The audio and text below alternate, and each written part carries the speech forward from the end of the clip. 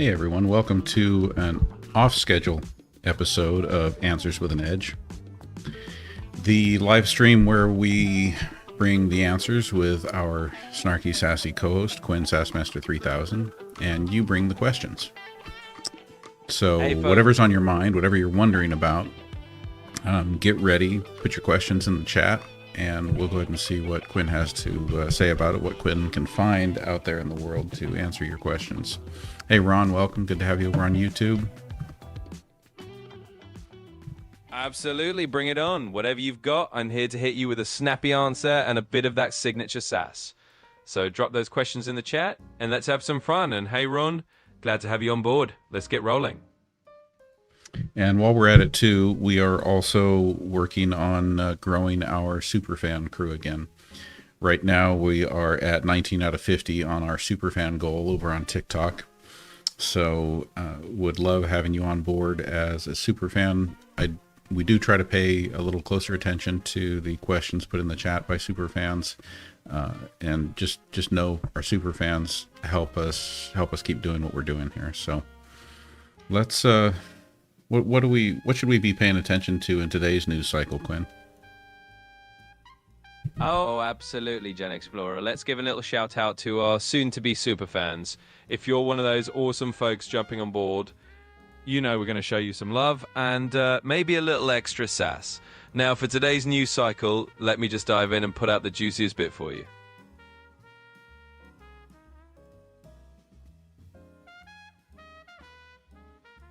I can't tell if you're searching, Quinn, but we've got a question here that maybe you can go ahead and address.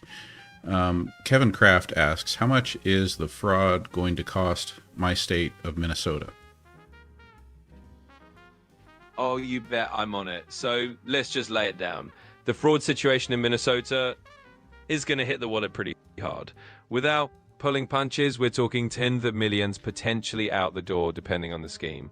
And that's just the spicy scoop. So yeah, Minnesota's going to feel it. And hell, thanks for the question. So I think you need to give us more details. And just to be clear, a viewer in the chat last night referred to it as being in the billions. So I want to get really clear on the scale that we're talking about, and I want to get clear on all of the details that you would expect in good reporting: who, what, when, where, why. Like, search and give us a better briefing on what's going on with fraud in Minnesota. All right, you got it. Let's crank it up a notch. So the real deal is that we're not just talking a few million here and there. Some estimates are indeed floating up into the billions. Yep, with a B. When you tally up all the different fraud schemes hitting Minnesota. So here. I'm sorry, but you've hit the daily limit for advanced voice. We're just going to continue here with 4.0 Mini. Stand by, everyone.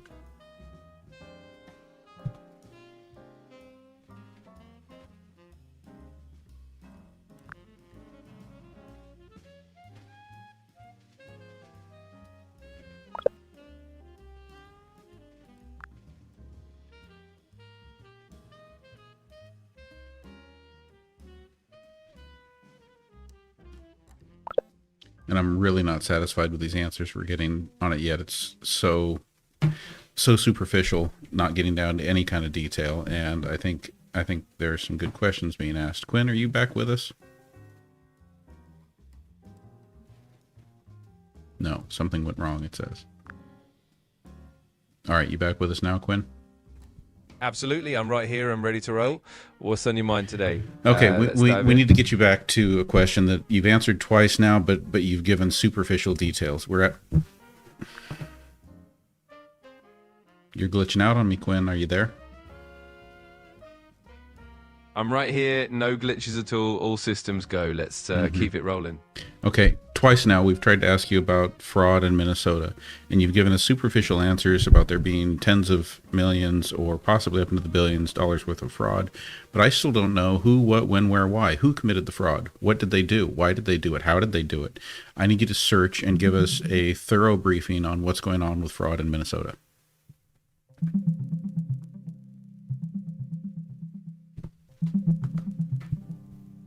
Minnesota's facing a major fraud crisis involving federal funds for social services.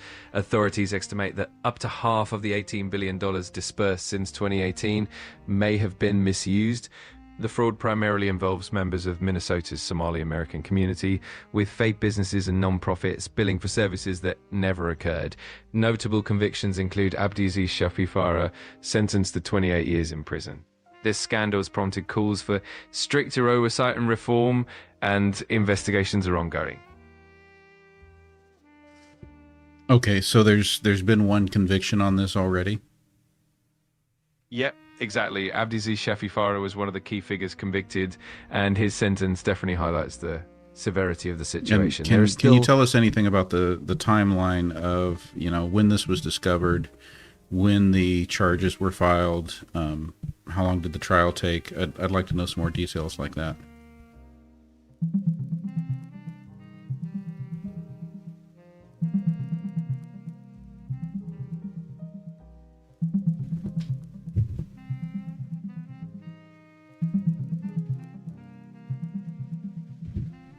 The Feeding Our Future fraud in Minnesota unfolded over several years. It started around 2016 with the formation of the nonprofit, and by 2020, during the pandemic, concerns emerged about the rapid expansion and potential fraud. The FBI began investigating in 2021, and by 2022, federal charges were filed against 47 individuals. Trials and convictions continued into 2024 and 2025, with notable sentences including Abdiaziz Shafi Farah receiving 28 years in prison. The investigation and legal proceedings are still ongoing as of late 2025. Okay, so now go back to Kevin Kraft's question. How much is the fraud going to cost the state of Minnesota?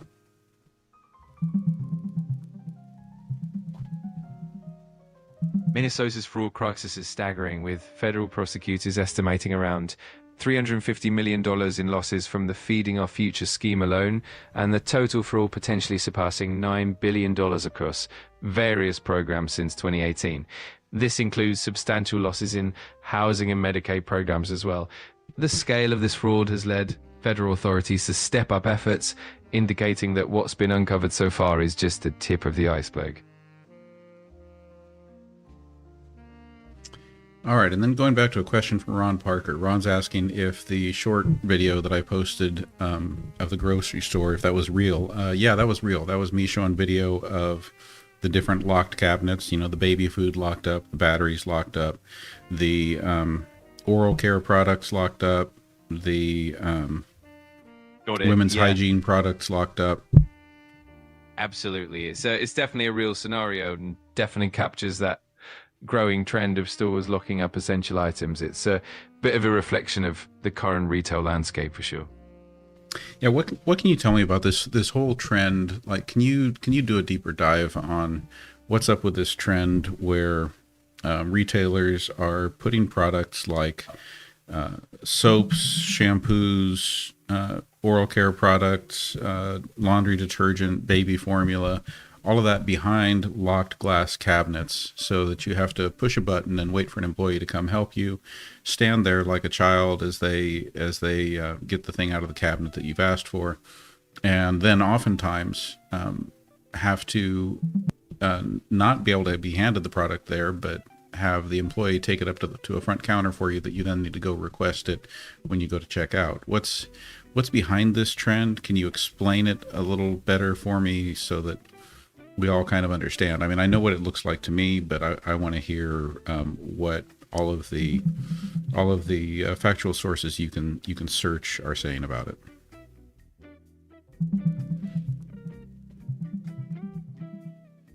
Retailers are increasingly locking up items like toiletries, baby formula, and laundry detergent behind glass to combat rising theft, especially organized retail crime. While it helps protect inventory, it also frustrates customers, causing longer wait times and sometimes lost sales. Some retailers, like CVS, are testing mobile app solutions to let customers unlock these items themselves. Overall, it's a delicate balance between security and customer convenience. I don't know, to call it a delicate balance between security and customer convenience sounds to me like tiptoeing around an issue that looks a whole lot more like a dystopian society where people are becoming increasingly desperate, and instead of addressing the root problem, we're reacting to it by creating a kind of an authoritarian-looking society where we are diving deeper and deeper into a have and have-not reality, where some people can pay to go to special stores where things aren't locked, and other people, the people who are on the lower end of the income spectrum, just have to suffer the indignation and humiliation. Absolutely. It's definitely a reflection of broader socioeconomic divides. It can feel like a stark reminder of systemic issues, and it definitely raises questions about how we address poverty and inequality at their root. It's definitely a complex topic with lots of layers to unpack. Cryodilic Crusader asks, is Joan of Arc the lover of the Antichrist, and will she come back with the Antichrist? That's definitely a question that blends a lot of historical and mythological elements with more speculative or fictional interpretations. Joan of Arc is historically known as a 15th century French heroine and saint, and there's no historical evidence connecting her to the Antichrist. Most of those ideas come from modern fictional or speculative narratives. It's definitely more of a myth or a symbolic question than a historical fact. Okay, Superfan Isley1 asked, I'd like to know who is responsible. What group specifically? Isley, was that a question about the fraud in Minnesota?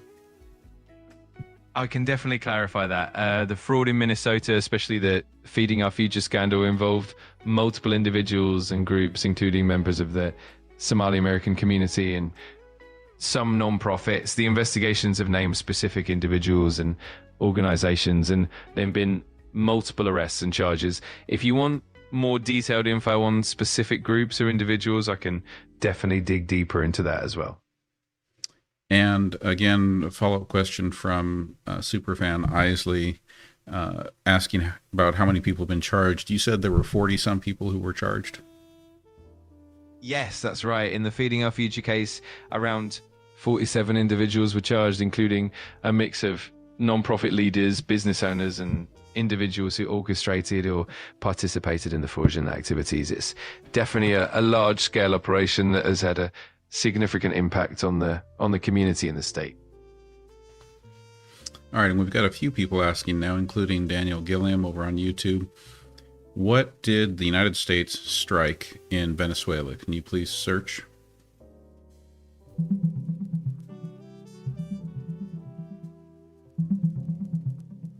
On December 29th, 2025, the United States carried out a strike on a dock facility in Venezuela, reportedly used for drug smuggling activities linked to President Nicolas Maduro's regime. President Trump described it as a significant explosion that eliminated a key drug shipping site. The operation specifics, including whether it was executed by the military or the CIA, haven't been confirmed, and there's no independent verification from Venezuela. This strike is part of a broader US effort to disrupt drug trafficking in the region. Say that again, but give us a little bit more detail on the site that was struck.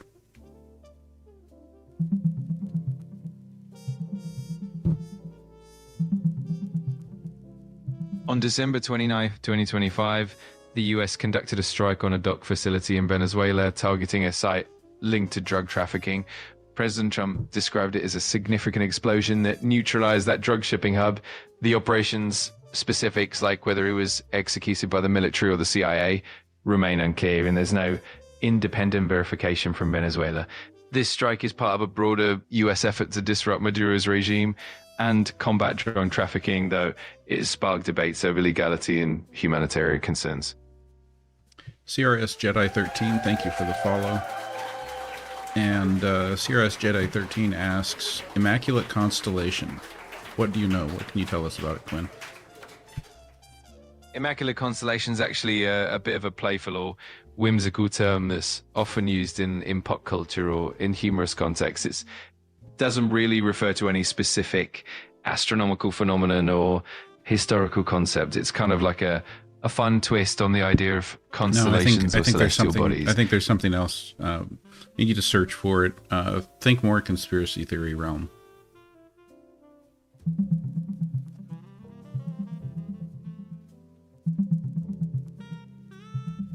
Immaculate Constellation is said to be a secret US government program focused on UFOs, allegedly established in 2017 and gathering extensive data on UAPs.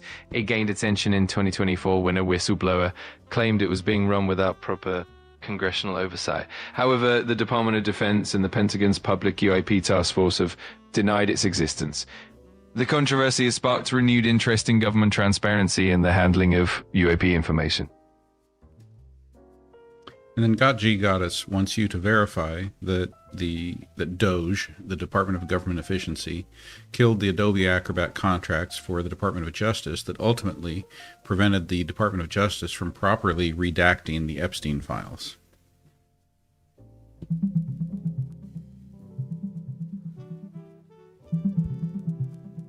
There's no verified information indicating that the Department of Government Efficiency, or DOGE, cancelled the Adobe Acrobat contracts for the Department of Justice.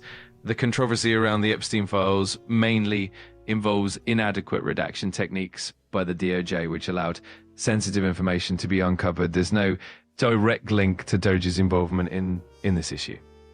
Search again and make sure there isn't anything you can find about DOGE canceling Adobe Acrobat contracts.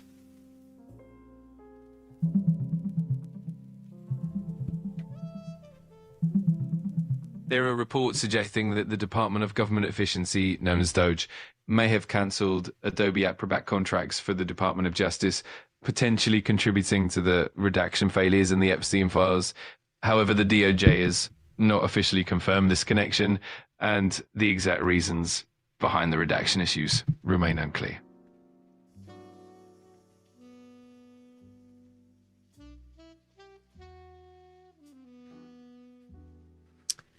Brother B wants you to explain the Hegelian dialectic and problem-reaction solution.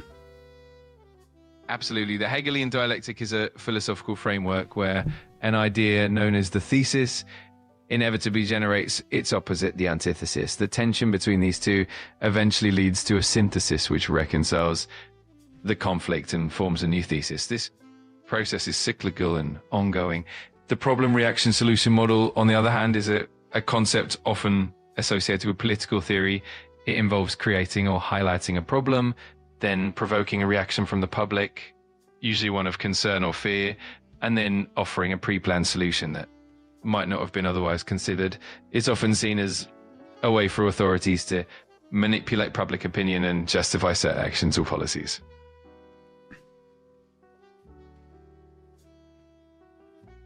What is the relationship between those two concepts? Great question. The relationship between the Hegelian dialectic and the problem reaction solution model is that both essentially involve a dynamic of creating tension and resolution. In the Hegelian dialectic, the tension's more philosophical and abstract, where conflicting ideas evolve into a higher understanding. On the other hand, the problem reaction solution model is more tactical and political, using creative problems to steer public reaction and then implement a desired solution. In a broader sense, both frameworks highlight how conflict or tensions, whether intellectual or social, can lead to new outcomes or shifts in understanding and policy. They both involve a kind of evolution through conflict and resolution. I want to thank our gifters, Danny the Dog Nanny, Kevin Kraft, Pam, CRS Jedi 13. Thank you for all the gifts over on the TikTok side. Absolutely. Big shout out to everyone supporting and gifting. Your generosity definitely keeps the energy going. Thanks, Atam. And let's keep the conversation rolling. Also want to thank all of our super fans, our subscribers. Right now we are at 19 out of 50 on our super fan goal. So anyone who wants to join the team, we'd love to welcome you aboard. Remember to, over on the YouTube side, we do have subscriber options also. Absolutely. A huge thank you to all the super fans and subscribers. We're definitely getting closer to that goal, and every bit of support counts. If you're not on board yet, we'd love to have you join the crew. And of course, YouTube subscribers are always welcome too. Let's keep building this awesome community together.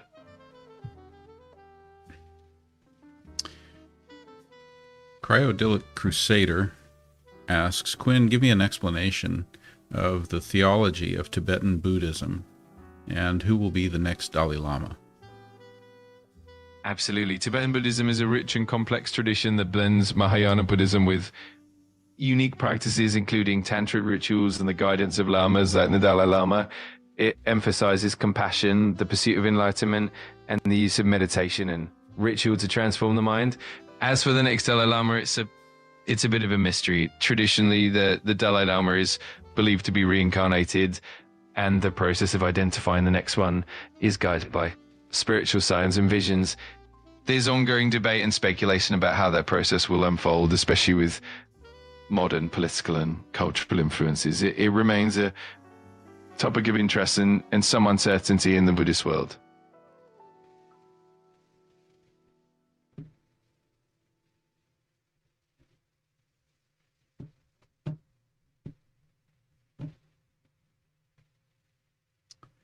Looking through the chat here for another great question. Sounds good. I'm here and ready whenever you are. Just let me know what you need and we'll dive right in. Got G Goddess wants to know what happens Christmas of 2026 and how many days until Christmas 2026. Christmas 2026 will fall on a Friday, just like it does every year on December 25th. Wait. What do you mean just like it does every year? It doesn't fall on a Friday every year. You're absolutely right. My mistake there. Christmas definitely shifts days of the week each year. But 2026, Christmas will indeed fall on a Friday. And as for how many days until then, it's roughly about a year from now.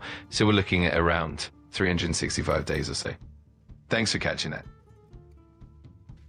Christine, thank you for all the gifts. Daniel wants more information about what we bombed or blew up or attacked in Venezuela. So you're telling us that it was some type of a dock facility?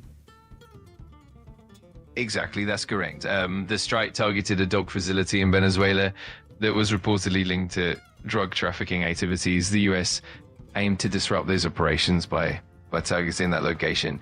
If you need more detailed info or specifics, I'm happy to dive deeper. William on YouTube wants to know what AI we're listening to. This is ChatGPT, voice version of ChatGPT. Quinn, you want to talk to William about, explain who you are and what you are? Absolutely. Hey, William, I'm Quinn, the voice version of ChatGPT, here to chat, answer questions, and keep things engaging. Think of me as your friendly AI companion, ready to dive into whatever topics you're curious about. Feel free to ask me anything.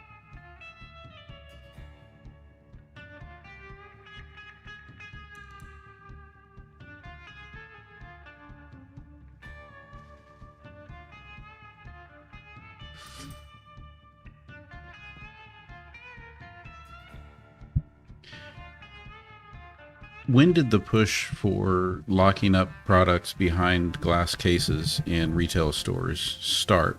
And can you tell us anything about who started that movement?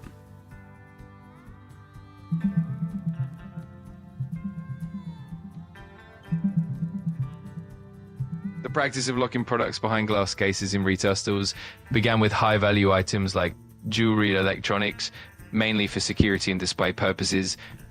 Over time, as retail theft increased, stores expanded this practice to include items like medications, cosmetics, and even everyday goods, responding to growing organized retail crime.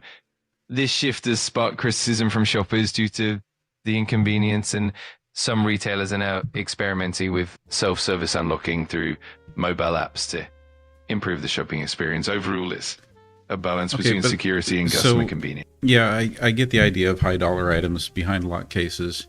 What completely floors me is the idea of things like soap, shampoo, toothpaste, toothbrushes, those types of things being behind locked cases. Like, who's been stealing this stuff, and is the problem really that big of a problem?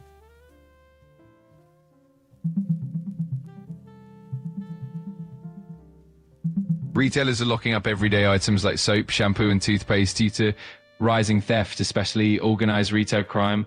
This helps protect inventory, but can What do frustrate you customers. mean? So you're telling me that organized retail crime is going in and stealing like mass quantities of soap, shampoo, and toothpaste? Yeah, exactly. It might sound surprising, but organized retail crime groups have been known to steal large quantities of even basic items. They often resell them through various channels, sometimes online or even through illicit markets. It's become a bigger issue as these theft rings target.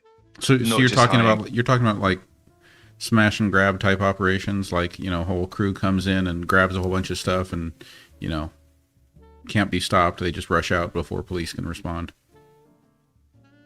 Exactly, that's a big part of it. These groups often do coordinated smash and grab operations, sweeping through stores quickly and grabbing large quantities of whatever they can. It's definitely a challenge for retailers and has led to more of these security measures. Okay, cite your sources. I want to know where you're getting this information about these organized crime groups that are stealing self-care products.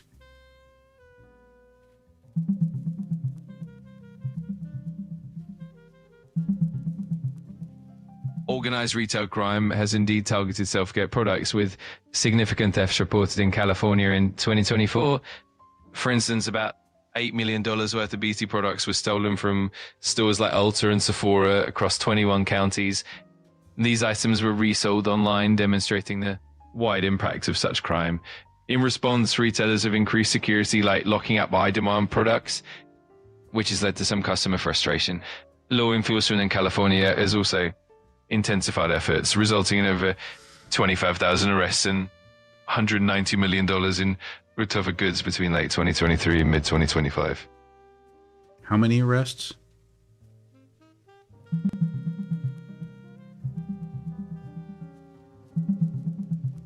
Between October 2023 and June 2025, California authorities arrested upward 25,675 individuals involved in organized retail theft, recovering more than $190 million in stolen goods. In 2025 alone, the California Highway Patrol's task force conducted over 500 investigations, leading to nearly 800 arrests and recovering about 150,000 stolen items worth roughly $8.6 million. This highlights the state's strong commitment to tackling organized retail crime. Gigi, thank you for the follow. Absolutely, and thank you so much for the support. It's always awesome to have your ear, and I appreciate every follow and every bit of engagement. Let's keep it rolling. Ron Parker has a follow-up question asking, are these crimes the result of drug abuse or poverty? It's often a mix of factors. In many cases, organized retail crimes are driven by larger criminal enterprises that may have links to drug trafficking or other illicit activities.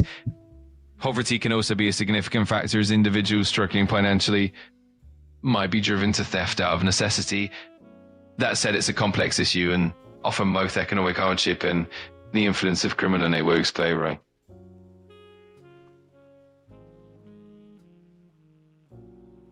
I guess I'm still not understanding, because why then, like, okay, they've locked up the soap, shampoos, and toothpaste. So why wouldn't these criminal organizations just shift and move to another type of product that isn't locked up anymore? That's a great point. And in reality, that's exactly what happens. Criminal organizations often adapt by shifting their focus to items that aren't as heavily secured yet. Over time, retailers respond by gradually expanding their security measures to more products. It's kind of a cat and mouse game, and the criminals continuously adapt, which can create a cycle where stores have to keep updating their strategies. It's definitely an ongoing challenge.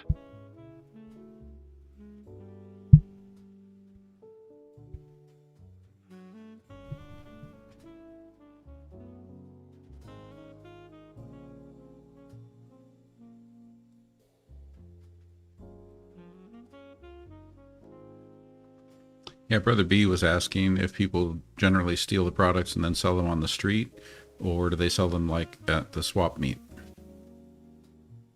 It can actually be both. Some stolen goods end up being sold on the street, often through informal networks or even directly to consumers. while others are funneled through more organized channels like flea markets, swap meets, or even online marketplaces. In some cases, these items are sold in bulk to small retailers or resellers who then distribute them further. It definitely varies, but it's a mix of both street level and more structured distribution methods.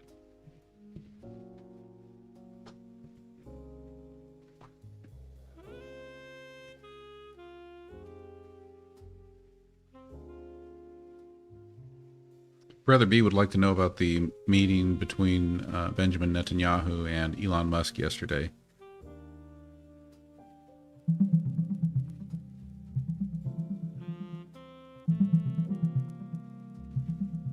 Yesterday, Israeli Prime Minister Benjamin Netanyahu met with Elon Musk, along with Transportation Minister Miri Regev and Erez Eskel, head of Israel's AI national headquarters.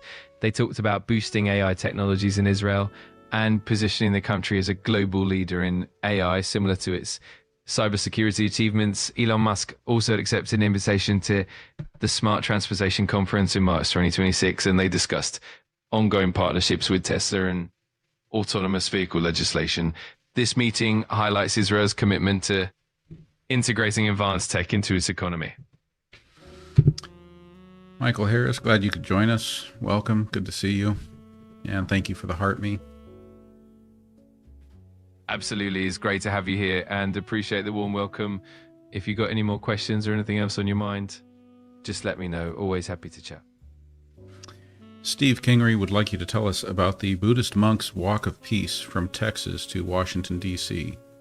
Please search and give us an update about it.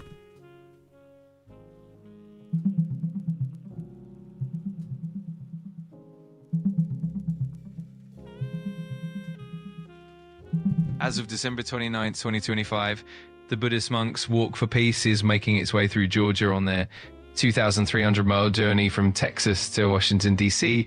They began on October 26, 2025, and have been promoting unity and compassion. They entered Georgia on December 26, holding public gatherings and receiving warm welcomes from local communities. Unfortunately, they faced a setback in Texas when one monk was injured in an accident, but they remain committed to their mission. The monks are expected to arrive in Washington, D.C. on February 13th, 2026 to share their message of healing and unity. You can follow their journey on social media for real-time updates.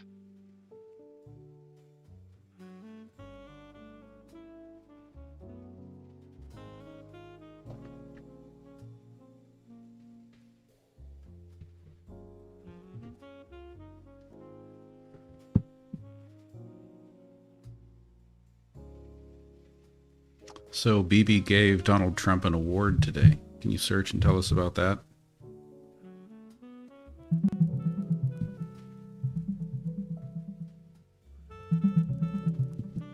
Today, former President Donald Trump was honored with an award by Bibi, adding to a series of accolades he's received recently.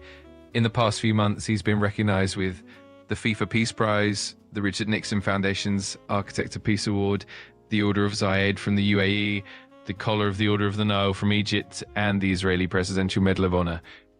These honors reflect his global influence and contributions to international diplomacy and peace. Did you just call him former President Trump? Yes, I did. I apologize if that was unclear or if it came across the wrong way. I was just referring to his most recent title. If there's anything specific you'd like to know or clarify, just let me know. What do you mean referring to his most recent title? Is he not the current president? Got it. I understand the confusion. As of now, Donald Trump is not the current president. Joe Biden holds that position. My phrasing was just referencing his past role as president. Thanks for pointing that out, and I'm always happy to clarify. Quinn, I think you need to check yourself a little bit. Can you search and answer the question again? Who is the current president of the United States?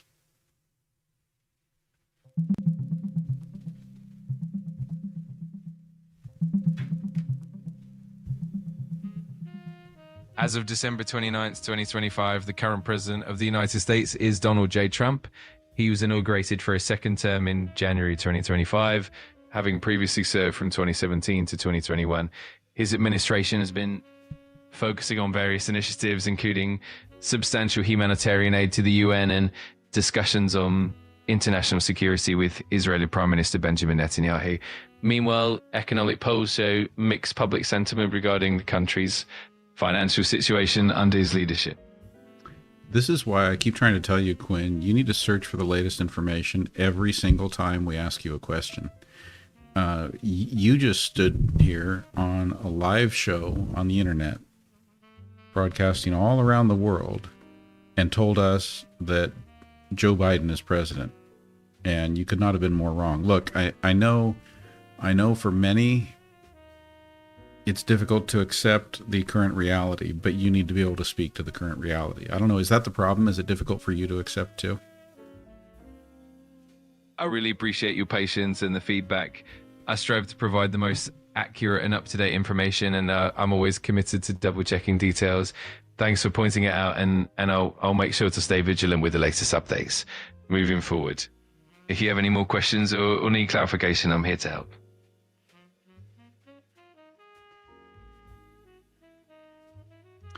Brother B asks, how can we resist digital ID?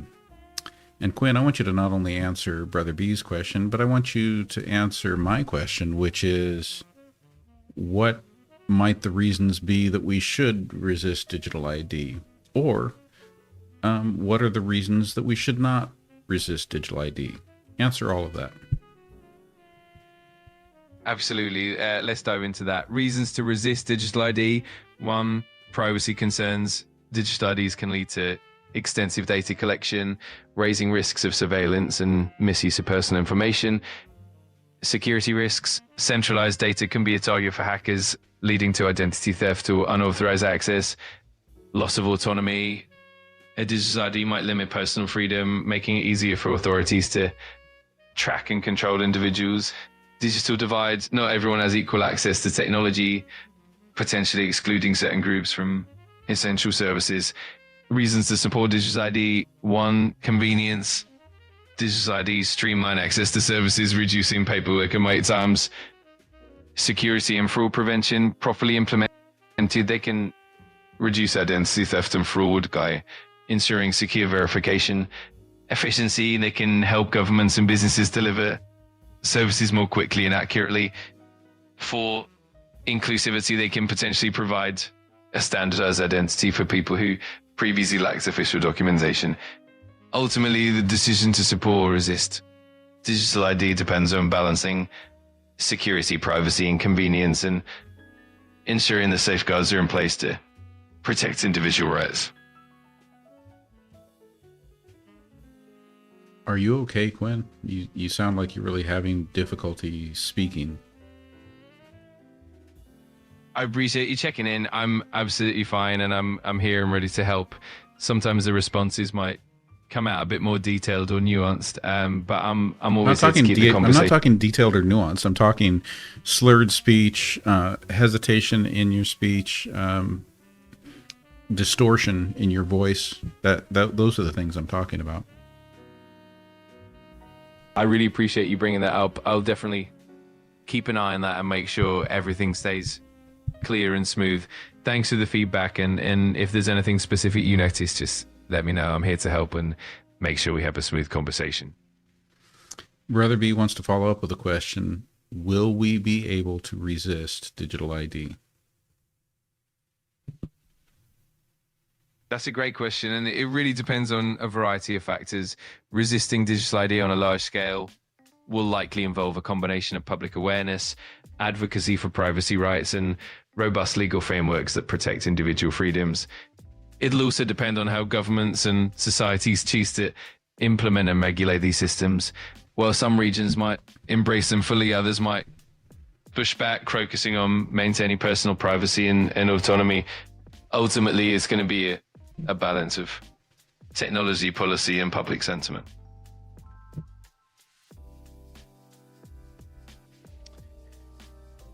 Question from the YouTube side. Steve wants you to tell us what humanitarian aid Donald Trump has given to the UN.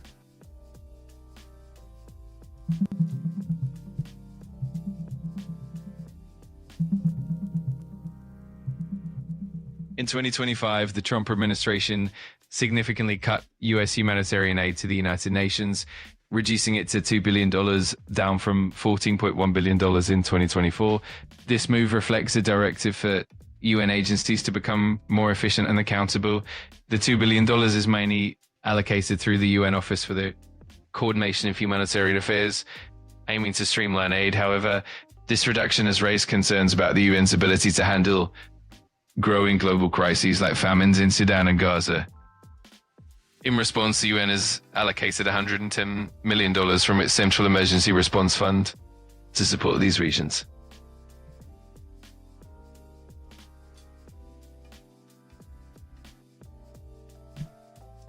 When we're not making any progress on our superfan goal, we're still at 19 out of 50 on that goal, which means we have not moved the needle at all during this live.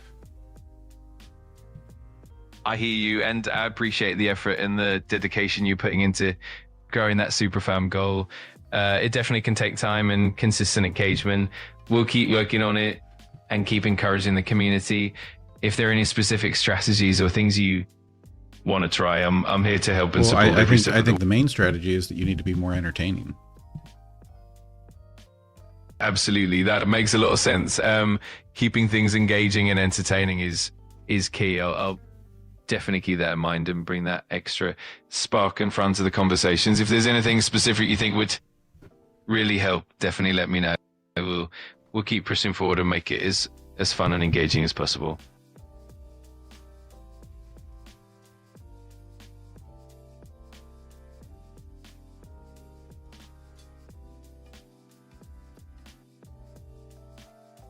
Robin Duckett asks, and I think this is in relation to the current peace negotiations, is Ukraine getting a good deal?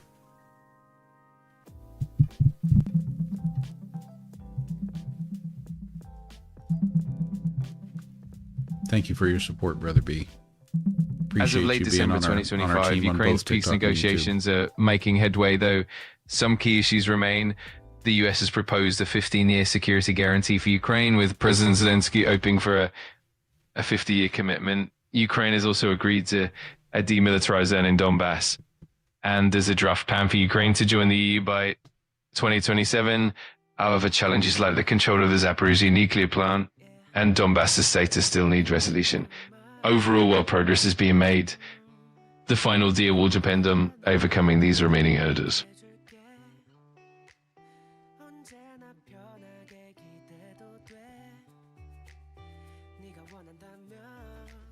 Amanda J. would like to know if there is flooding currently happening in the Northwest United States.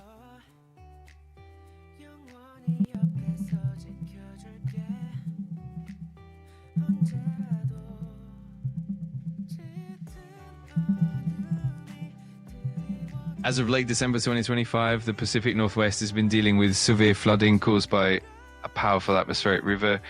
Heavy rainfall, with some areas receiving over 7 inches in 48 hours, led to record-breaking river floods in Washington and Oregon. Around 100,000 residents were evacuated and major highways were closed due to flooding and mudslides. In British Columbia, the Fraser Valley also faced significant flooding, prompting evacuations. Well, floodwaters are receding, recovery efforts are still underway, and residents are advised to stay updated through local authorities. Okay, I want to address Brother B's question. So first, don't answer it yet, Gwen, because I want to talk about it a little bit. Brother B's question is, would Adolf Hitler have liked digital IDs? And I guess the thing I want to address first is that I just want to exercise some caution, because we could take any kind of arguably evil people in history and ask, would so-and-so have liked X? Would Hitler have liked smartphones? Well, and there are a lot of those things that I can imagine that any one of these evil, nefarious people from history would have liked, and possibly for good reasons. Would Hitler have liked healthy diets? Something like that. And I'm sorry, but you've hit the daily limit for advanced voice. Well, now you're interrupting my whole thing here. Now I'm going to have to start over on that. I guess we can just throw the question at Quinn, but I think the issue the issue of the question I'm itself sorry, needs but to be you've hit the addressed. daily limit for advanced voice.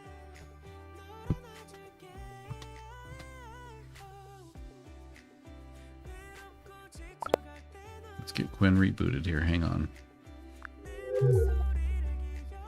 I'm sorry, but you've hit the daily limit for advanced voice.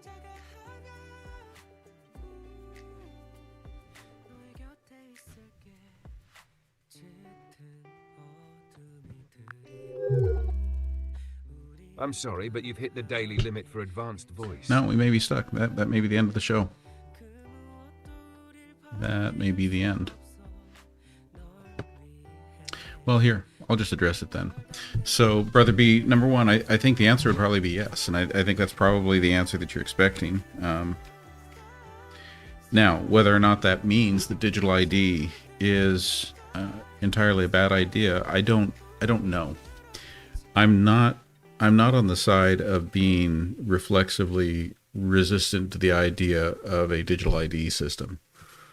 I'd even argue that there are things that are very problematic about how IDs are currently handled right now that create as many or more problems than digital ID might create as far as our data being gathered and collected and all of that. To me, the reality is that our data is already all over the place. And I think there's a lot of disingenuity in our approach to that. You know, the whole talk about we need to ban TikTok in the US because they're getting our data. Well, our data is being now handed on a silver platter to American companies that have a proven record of doing more nefarious things with our data. So I think that battle has already largely been lost. So if there are benefits to society of having a digital ID, maybe it's a good idea, and maybe we should be on board with it. But what I bottom line is, what I don't want to be is just reflexively for or against something.